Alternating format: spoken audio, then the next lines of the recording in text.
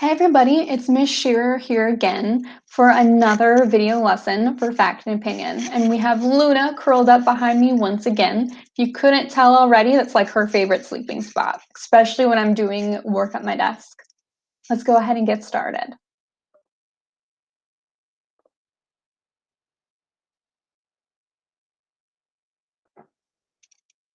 All right, so we are on week 7, day 3 of Fact and Opinion. Our objective is that the student will draw conclusions and make inferences using facts and opinions. So let's go ahead and review fact and opinion before we get started. A fact is something that has to be true. It can be proven every single time. And an opinion expresses a personal belief, feeling, or idea. It's what you think and how you feel about anything. So today we're going to focus on opinions. Some key words that we can look for and use when we're listening or talking about opinions are think, probably, feel, amazing, worst, always, believe, might,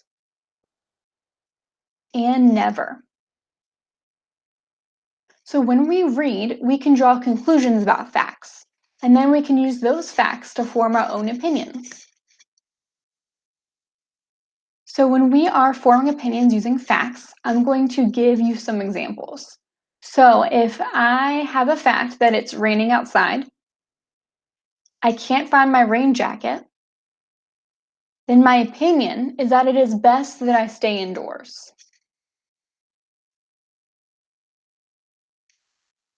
But there's another fact that squids can communicate with other squid, and squid can change colors.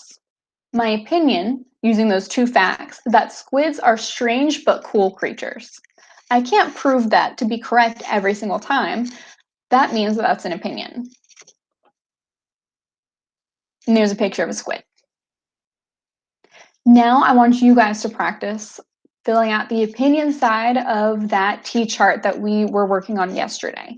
So you should have already done the fact side. Now we're going to read it again and look for opinion keywords. And then we're going to record at least 3 opinions in the T-chart. And I would love for you to fill out more than 3 opinions, but if you want to do 3, that is a-okay. So I'm going to read the article to you again. If you do not want to listen to me reading it, then go right ahead and stop the video. If you do want to listen to me reading it, then stay tuned.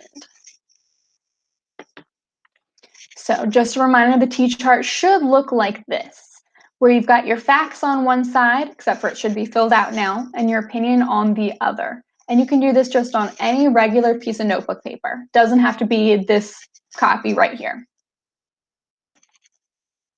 All right, so Chicago Aquarium releases penguins after exhibits closed due to coronavirus. This is from 4thELA. So a few Waterling residents at Shedd Aquarium got to take a field trip. Shedd is in Chicago, Illinois. Recently it closed. Visitors are not allowed because of the coronavirus.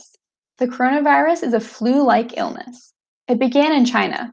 It has been spreading across the globe since December 2019. The penguins check out other animals. 3 penguins got to leave their exhibits. They checked out the other animals. The aquarium shared their video on Twitter on March 15th. The aquarium said the caretakers are getting creative in how they provide enrichment to the animals. The animals are being given new activities. They are also getting new food and experiences. One video shows a rockhopper penguin named Wellington. He visits the aquarium's Amazon Rising exhibit. It has animals from the Amazon River Basin. It is the largest river system and rainforest on Earth. The river basin is in South America. Wellington is the oldest penguin at the aquarium. He's 30 years old. Wellington has lived at Shedd since it opened in 1991. Wellington was interested in the fish at Amazon Rising. They also seemed interested in him. Another video shows 2 penguins named Edward and Annie. They are a pair of rockhopper penguins. They waddle past the tank. It is full of sharks and rays. They make it all the way towards the information desk.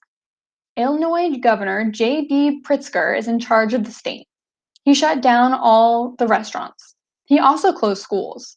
Public gatherings of over 50 people are also not allowed. On March 16th, President Donald Trump announced the new guidelines. Americans must avoid gatherings of more than 10 people and limit their personal travel. This practice is called social distancing. Staying away from people can help slow the spread of the new coronavirus.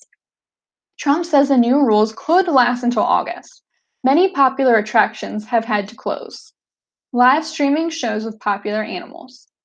Zoos are also closed because of the coronavirus. Some use the internet to stay connected. They are live streaming shows with popular animals. The Cincinnati Zoo and Botanical Garden has a show with Fiona the hippo. The El Paso Zoo has zoo cams. Viewers can sneak a peek at the animals' daily lives. Hector is a Patagonian mara at the Fort Worth Zoo. The Patagonian mara is a large rodent. He has also stepped out for some fresh air while the zoo is closed. Hector got to meet 3 excited otters during his trip. They are Benji, Hudson, and Makita. Shed will remain closed until March 29th. The public can follow Edward and Annie online. They are beginning to build their nest. They will start the nest the week of March 23rd. And yes, Wellington will return, the aquarium tweeted. All right, so now you're going to fill out your opinion side of your T-chart, and would love for you to do some of those opinions, not only of things you found in the article, but also based off of the facts that you wrote yesterday. That would be going an extra mile with a smile. All right, that is all that I have for you today. So I will see you tomorrow. I hope you have a great rest of your day. It's up to you to make it happen.